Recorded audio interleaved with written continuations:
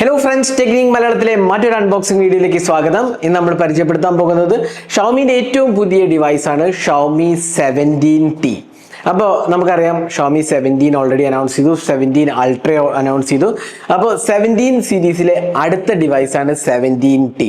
അപ്പോൾ ഈ ഡിവൈസിന് കുറച്ചധികം പ്രത്യേകതകളുണ്ട്. ആദ്യത്തെ എന്താ വെച്ചാൽ ഒരു നീണ്ട ഇടവേളയ്ക്ക് ശേഷമാണ് ടി സീരീസ് ഇന്ത്യയിൽ വരുന്നത്. ആക്ച്വലി എനിക്ക് തോന്നുന്നു Xiaomi Mi 10T Mi 11T എന്തോ ആയിരുന്നു ലാസ്റ്റ് വന്നത്. ഒരുപാട് വർഷങ്ങൾക്ക് മുമ്പായിരുന്നു. എൻ്റെ അറിവ് ശരിയാണെങ്കിൽ 2020 എന്തോടെ ടി സീരീസ് ലാസ്റ്റ് വന്നത്, അതായത് ഷവോമിൻ്റെ ഇതിൽ. അപ്പോൾ അതിനുശേഷം ഇപ്പോഴാണ് ടി സീരീസ് വരുന്നത്. അപ്പോൾ രണ്ടാമത്തെ പ്രത്യേകത എന്ന് വെച്ചാൽ ഈ വർഷം ലൈക്ക കോ ബ്രാൻഡഡ് ആണ്, അതായത് കോ എഞ്ചിനീയർഡ് ആണ്. അപ്പോൾ ഷവോമിയുടെ 17 സീരീസിലെ മൂന്നാമത്തെ ലൈക്ക പവർ ഡിവൈസാണ് ഷവോമി 17T. അപ്പോൾ ഇതിൻ്റെ ഒരു പ്രത്യേക ഫീച്ചർ എന്ന് പറഞ്ഞാൽ ഇതിൻ്റെ ക്യാമറ സിസ്റ്റം തന്നെയാണ് ഒബ്വിയസ്ലി. പിന്നെ ബാക്കി എല്ലാ കാര്യങ്ങളും തന്നെ നല്ലൊരു premium mid range device. Mid range എന്ന് പറയാൻ പറ്റില്ല, അപ്പർ പ്രീമിയം ആണ് ഷവോമി 17 17 അൾട്ര. അപ്പോൾ അതിന് കുറച്ചുകൂടെ ലോവർ കാറ്റഗറി നിൽക്കണമായിരിക്കും എന്ന് എനിക്ക് തോന്നുന്നു. ഇതിൻ്റെ വില നമുക്കറിയില്ല, അറൗണ്ട് 60,000 റുപ്പീസ് 65 റേഞ്ചിലേക്കാണ് എക്സ്പെക്ട് ചെയ്യേണ്ടത്.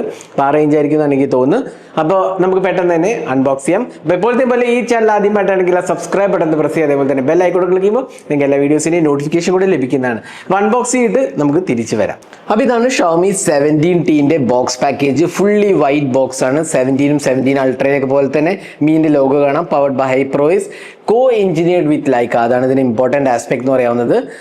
ലൈക്ക ബ്രാൻഡഡ് ഡിവൈസ് ആണെന്നുള്ളതാണ്. നമുക്ക് കിട്ടിയിരിക്കുന്ന വയലറ്റ് കളറാണ്. ബോക്സിൻ്റെ ബാക്കിൽ വേറെ ഒന്നും തന്നെ എഴുതിയിട്ടില്ല. 512 GB വേരിയൻ്റ് ആണ്. അതേപോലെ 12256 ഉണ്ടാവുന്നതാണ് നമ്മൾ അറിഞ്ഞത്. അപ്പോൾ ഇത്രയാണ് ബോക്സിനകത്തുള്ള, വേറെ ഒന്നും തന്നെ എഴുതിയിട്ടില്ല. അപ്പോൾ ഇനി നമുക്ക് ബോക്സ് ഒന്ന് പെട്ടെന്ന് തുറക്കാം. ബോക്സ് തുറക്കുമ്പോൾ തന്നെ മുകളിൽ കാണുന്നത് ഷവോമിൻ്റെ ചെറിയൊരു ബോക്സ് ആണ്. ഇതിനകത്ത് എന്താ നോക്കാം. ഇതിനകത്ത് ടിപ്പിക്കൽ ഒരു സിം ഇജക്റ്റ് പിന്നെ കാണാം, അതേപോലെ ഒരു മാനുവൽ ആൻഡ് വാറണ്ടി ഇൻഫർമേഷൻ. അതുകൂടാതെ നമുക്ക് ഒരു ബ്ലാക്ക് കളർ കേസും ഉണ്ട്. സ്റ്റാൻഡേർഡ് ഇപ്പോൾ ഷവോമിൻ്റെ എല്ലാ ഫോണിലും വരുന്ന പോലെ തന്നെ ഉള്ള ഒരു ബ്ലാക്ക് കേസാണ്, ഒരു മാറ്റ് ഫിനിഷ് കേസാണ്. പിന്നെ നമുക്ക് വരുന്നത് ഫോണാണ്. അതുകൂടാണ്ട് തന്നെ നമുക്ക് കിട്ടുന്നത് ഒരു 67 വാട്ട് അഡാപ്റ്ററാണ്. ഇത്തവണ 90 വാട്ടില്ല, 67 വാട്ടിൻ്റെ അഡാപ്റ്ററേ ഉള്ളൂ. പിന്നെ ഒരു USB Type-C ചാർജിങ് കേബിളാണ് വരുന്നത്. അപ്പോൾ ഇത്രയാണ് ബോക്സിനകത്ത് വരുന്നത്. നമുക്ക് ഡിവൈസ് ഒന്ന് പുറത്തേക്ക് എടുക്കാം. അപ്പോൾ ഇതാണ് ഷവോമി 17T. അപ്പോൾ ലുക്സിൽ കണ്ടില്ലേ, നമുക്ക് ഇവിടെ ഒരു വയലറ്റ് കളറാണ് കിട്ടിയിരിക്കുന്നത്. ഷവോമിൻ്റെ ബ്രാൻഡിങ് കാണാം, ലൈക്ക ബ്രാൻഡിങ്, ക്യാമറ കാണാം. ഒരു ട്രിപ്പിൾ ക്യാമറ സെറ്റപ്പാണ്. ക്യാമറ കുറിച്ച് ഞാൻ വിശദമായി പറയാം. ഇവിടെ LED ഫ്ലാഷിങ് കാണാം, പവർ ആൻഡ് വോളിയം കീസ് കാണാം.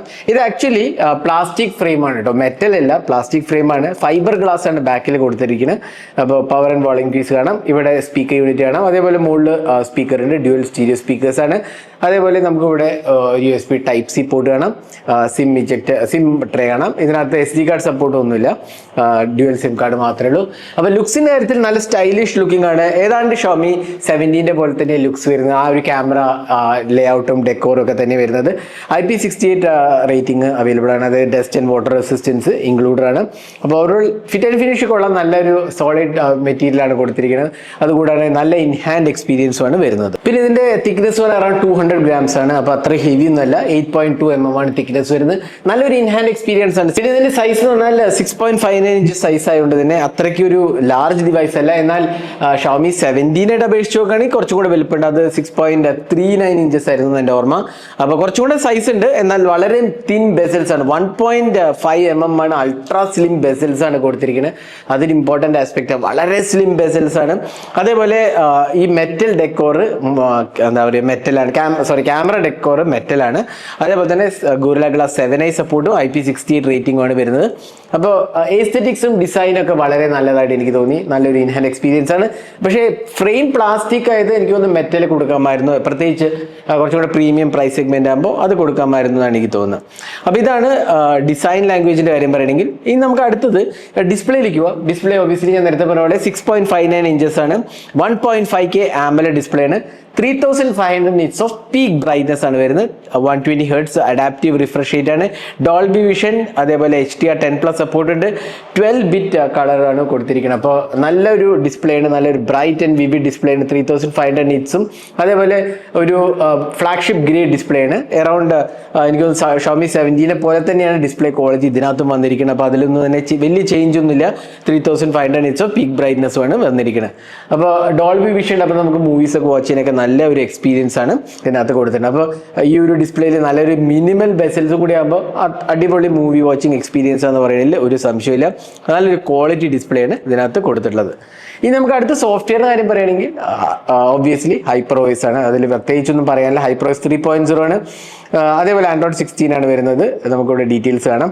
അപ്പോൾ ഷോമിൻ്റെ ഒരു ഫോൺ യൂസ് ചെയ്തിട്ടുള്ളതാണെങ്കിൽ നമുക്കറിയാം ഹൈപ്പർവോയിസിൻ്റെ കാര്യങ്ങൾ. അപ്പോൾ അതേപോലെ തന്നെ നമുക്ക് ഇവിടെ വരുന്നത് ഷോമിൻ്റെ ഹൈപ്പർ AI എന്ന് പറഞ്ഞാൽ ഒരുപാട് ടൂൾസ് ഉണ്ട് കണ്ടില്ലേ, ഒരുപാട് AI ടൂൾസ് ഉണ്ട്. ഇൻഫാക്ട് AI എക്സ്പീരിയൻസ് നല്ലതാണ്.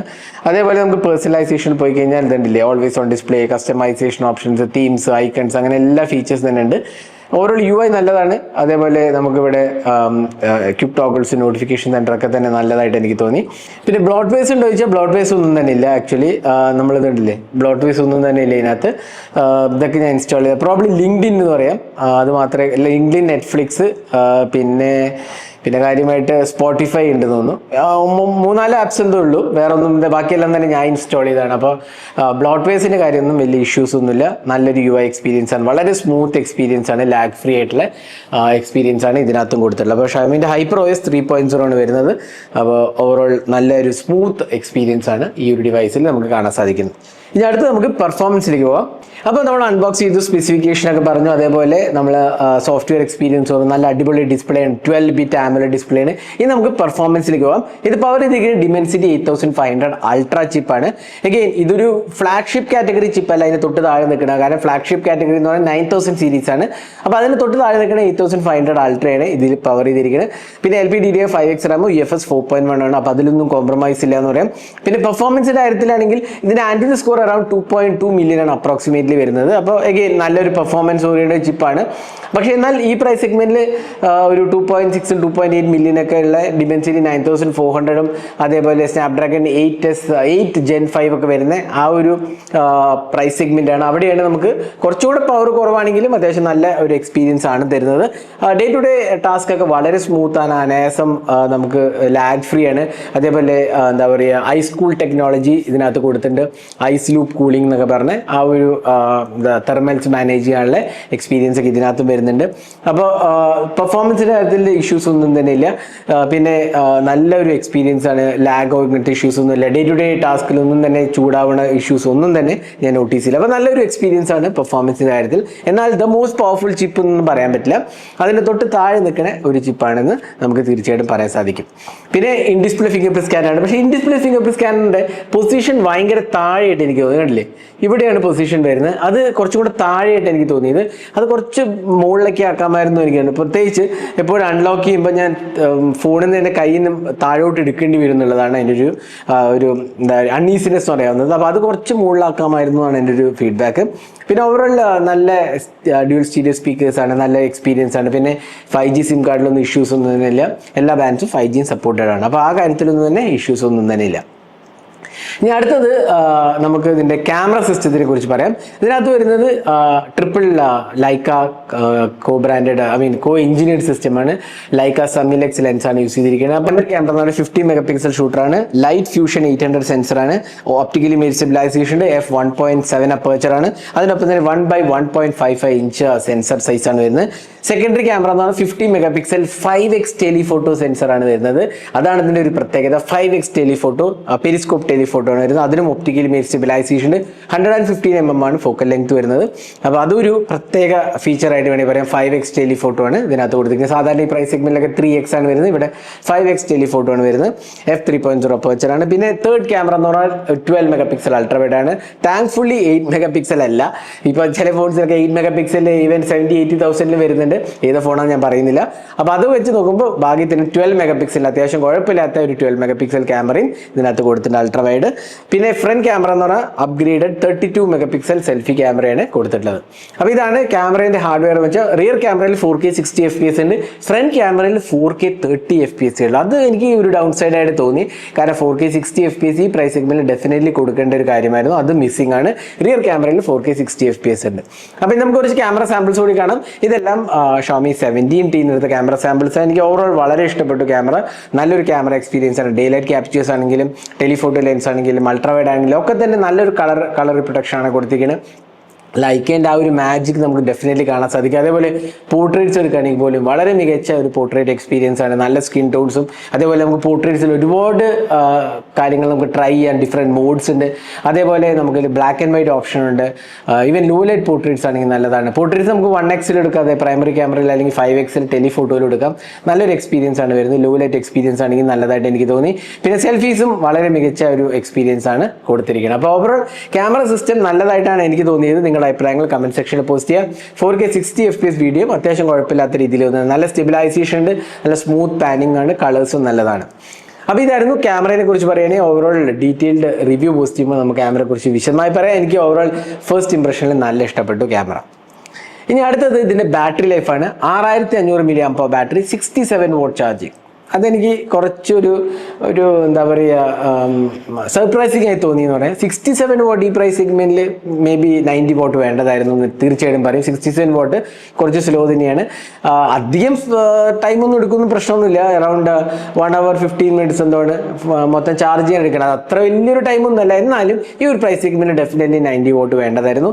6500 mAh ബാറ്ററിയാണ് ഇത് കൊടുത്തിരിക്കുന്നത്. അപ്പോൾ നല്ല ബാറ്ററി ലൈഫ് നമുക്ക് എക്സ്പെക്ട് ചെയ്യാം. സോളിഡ് ബാറ്ററി ബാക്കപ്പ് ആണ് 6500 mAh ബാറ്ററി ഓഫർ ചെയ്തിരിക്കുന്നത്. നല്ലൊരു ഒപ്റ്റിമൈസ് സിസ്റ്റം കൂടി ആയതുകൊണ്ട് ബാറ്ററിയിൽ നിന്ന് തന്നെ വേറെ ഇഷ്യൂസ് ഒന്നും തന്നെ നോട്ടീസ് ചെയ്തില്ല.